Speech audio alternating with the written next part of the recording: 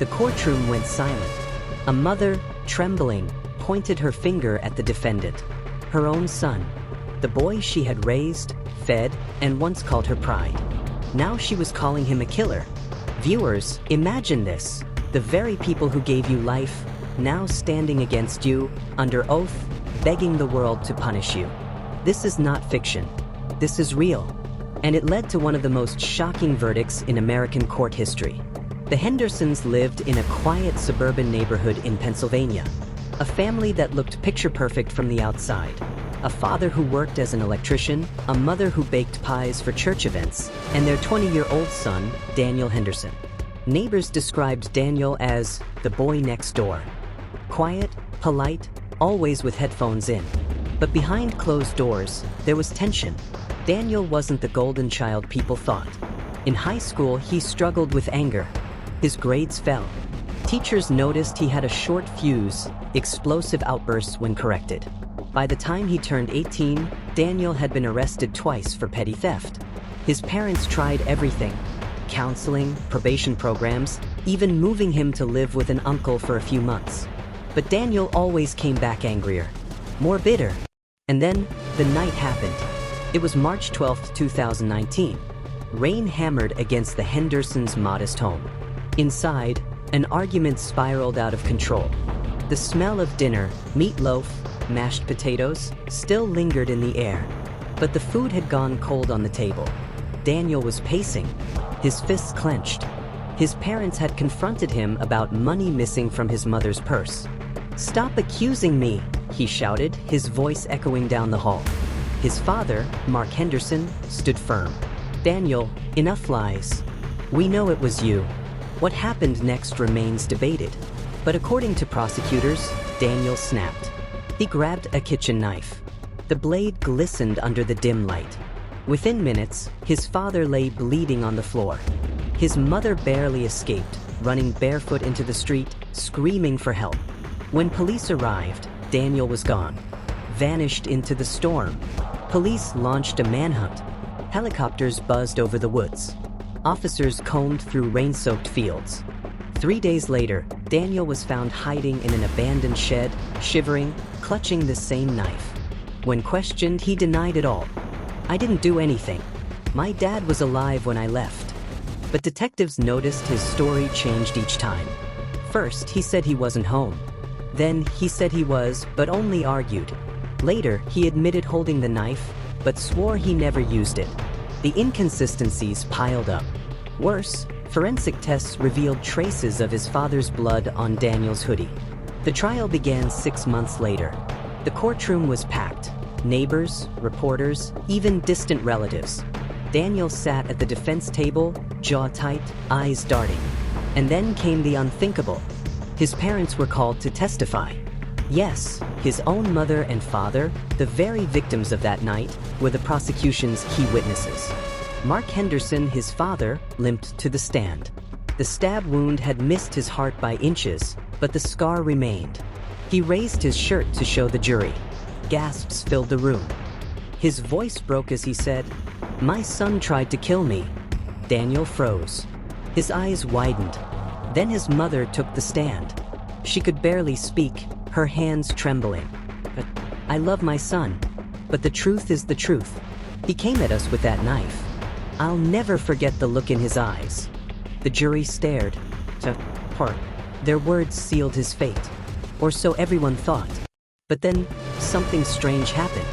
The defense brought forward a surprise witness, Daniel's childhood friend, Josh. Josh swore that Daniel had called him the night of the attack.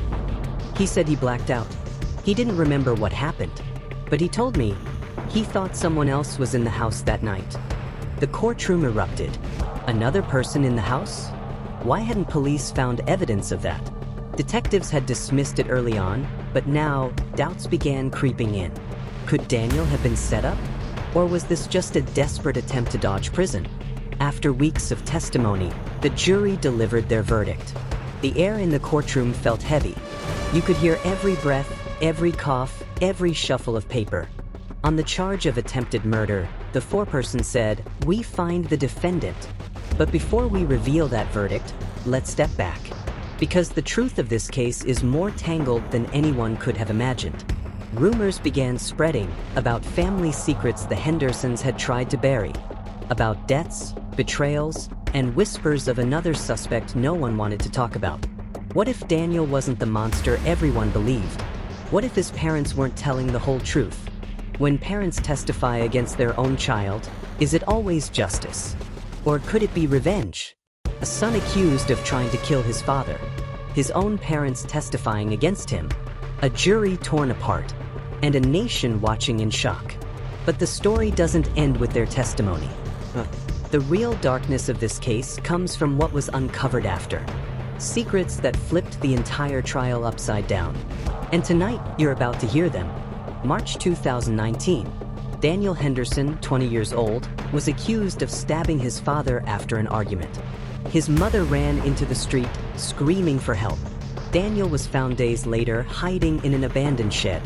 At trial, both parents testified against him. His father raised his shirt to reveal the scar.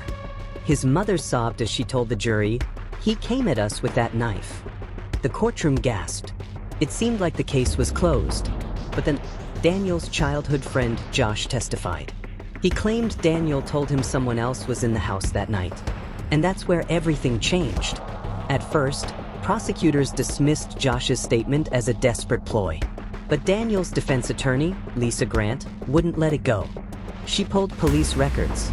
She found that on the night of the attack, a neighbor had called 911, not once, but twice. The first call reported a woman screaming. The second call, minutes later, reported a shadowy figure running across the Hendersons' backyard. The police report had been buried deep in the case files, never mentioned in court.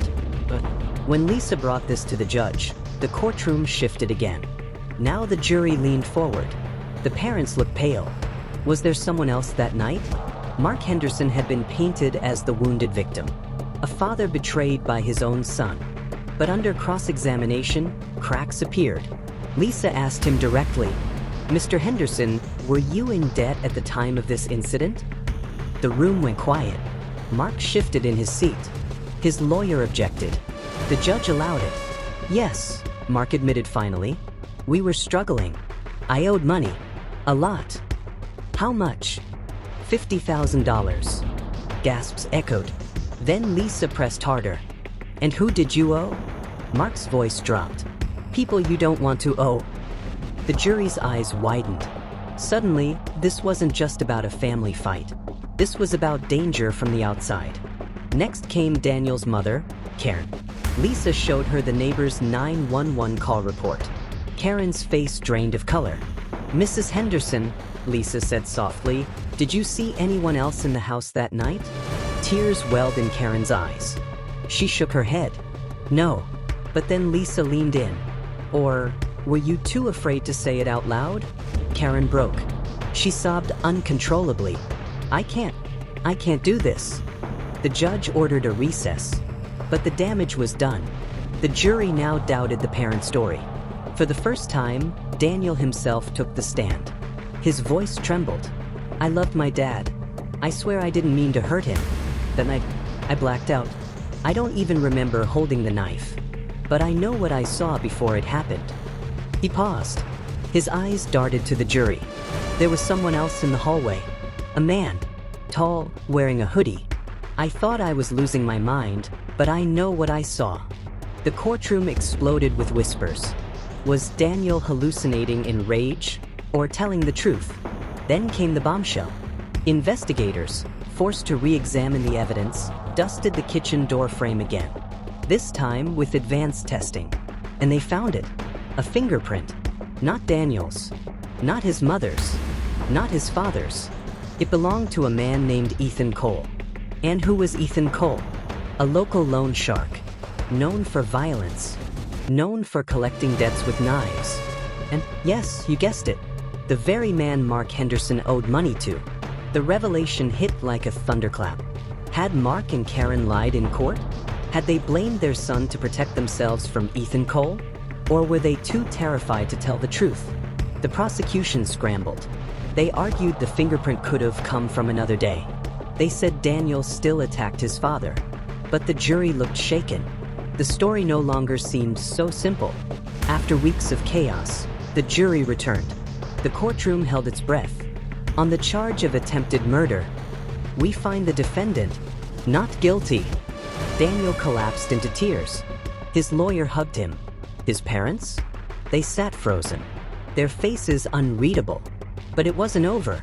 Months later, Ethan Cole was arrested in connection to another violent assault. Under questioning, he slipped. He admitted being at the Henderson house the night of the attack. He claimed he only meant to scare Mark. But the confrontation spun out of control. The truth finally surfaced. Daniel had grabbed the knife in panic, but it was Ethan who lunged first. In the chaos, Mark was stabbed. Daniel's parents had been protecting themselves. Terrified Ethan would come back if they named him. It was fear, not hatred of their son, that made them testify against him. And when the truth came out, Mark and Karen broke down. They begged Daniel for forgiveness. At first, he refused. How could he forgive the betrayal, the lies? But then, months later, at a quiet family dinner, Daniel finally whispered, "I forgive you." Tears filled the room. A family shattered, slowly stitching itself back together. This case reminds us, sometimes the people closest to you can hurt you the most. Not because they don't love you, but because fear makes people do terrible things. Daniel's story ended in freedom, but many others don't. So we ask you, if your own parents testified against you, would you ever forgive them? Let us know in the comments. And don't forget, subscribe to Dark Justice Files for more stories where truth and lies collide. Because in this world, justice is never simple.